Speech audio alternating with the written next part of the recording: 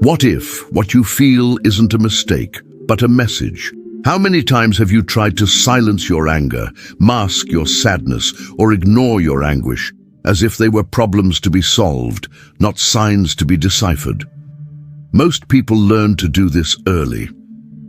Swallow the tears, pretend to be calm, laugh so no one worries.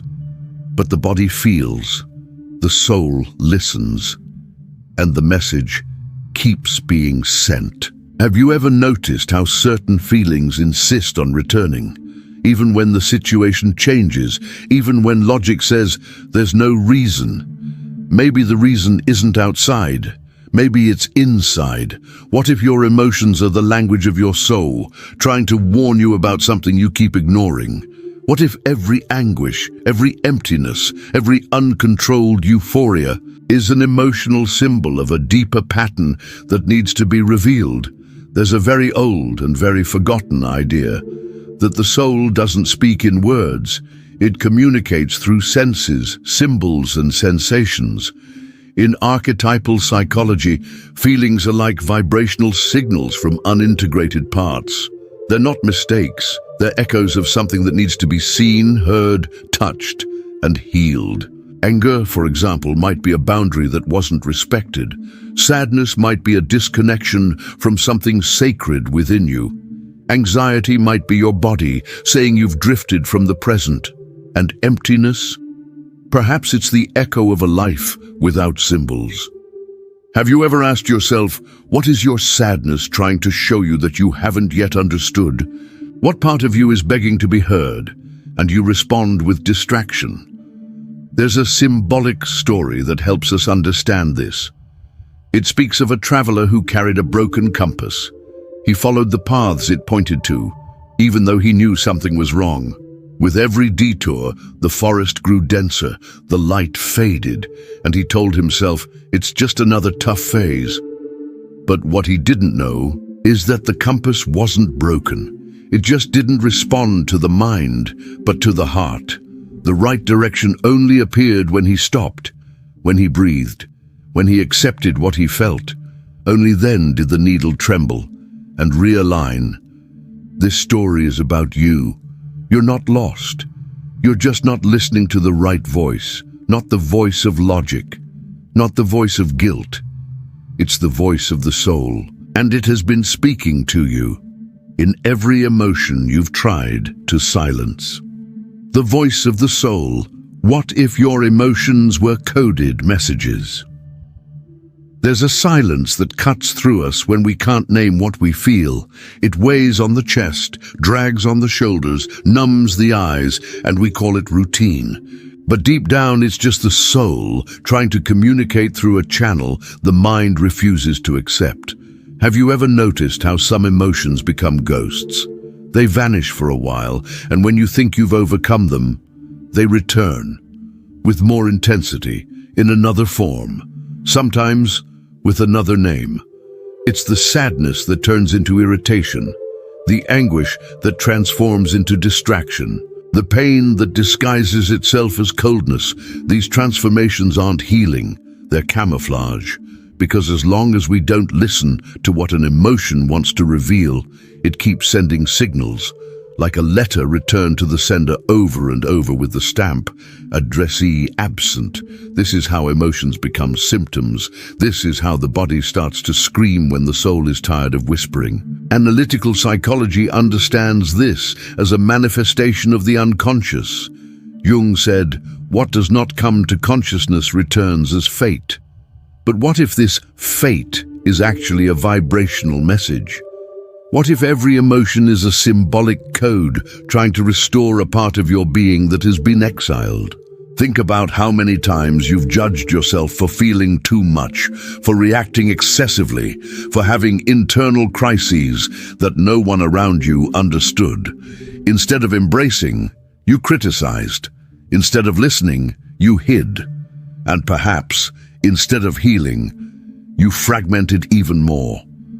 Unheard pain turns into internal noise, and the longer you ignore the soul's call, the harder it becomes to distinguish real fear from the echo of a past that was never faced.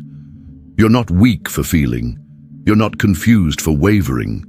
You're in the process of translation, translating feelings into language, symptoms into symbols, cycles into consciousness. But for that, you need to silence the world and listen to what pulses within. And when I say listen, it is not about hearing sounds. It's about feeling the vibrational weight of the emotions trying to emerge. The anger you suppress might be the raw energy of an ignored boundary. The sadness that repeats might be grief for a part of you that had to die to please others. The constant anxiety might be your body screaming that you're living in the future out of fear of the present. None of these emotions are wrong. They're legitimate. And more than that, they're guides. Think of a child crying at night. She doesn't have the vocabulary to explain her fear. She cries, and the mother listens. The emotion is that child, the soul, the mother. The mind needs to relearn how to listen. You don't need to fix your emotions. You need to recognize them. Give them a name. Give them space. A story tells of a village where the elders said that every unheard emotion turned into a wandering spirit, not in the external world, but within the person's own body. These spirits roamed the insides, altering breathing, tampering with the heartbeat, influencing sleep until the person sat with themselves and let them speak. The tribe's healers didn't ask, "What hurts?" They asked, "What part of you has been forgotten?" Because they knew every chronic emotion is a symbol of a fragment, and every fragmentation is a call to integration.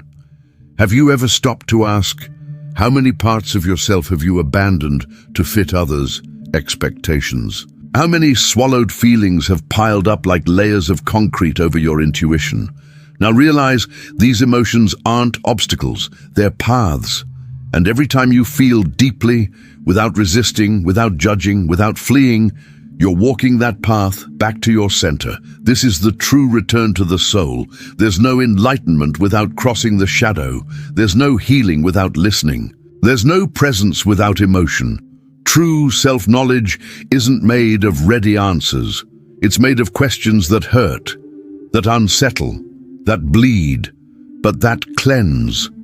So when the next emotional wave comes, before you defend yourself, distract yourself, or blame yourself, ask, what is this emotion trying to show me that I haven't yet seen? What part of me is asking to return? What version of me is hidden behind this pain, waiting to be felt? There's no manual for this, but there is listening. There is fertile silence. There is the willingness to stay present while everything inside screams to escape. The voice of the soul isn't a shout, it's a persistent whisper, and it will keep speaking no matter how much you try to ignore it. You can numb it with distractions. You can run, dive into 1,000 projects, help everyone around you, but sooner or later, the emptiness returns. Because it's not absence, it's a summons. The emptiness is the soul saying, there is something here that needs to be seen. And in that space where nothing else distracts, you finally listen, not with your ears, with your field, with your body, with the truth that needs no voice to be understood. Your soul is already speaking. The question is, will you finally stop to hear it?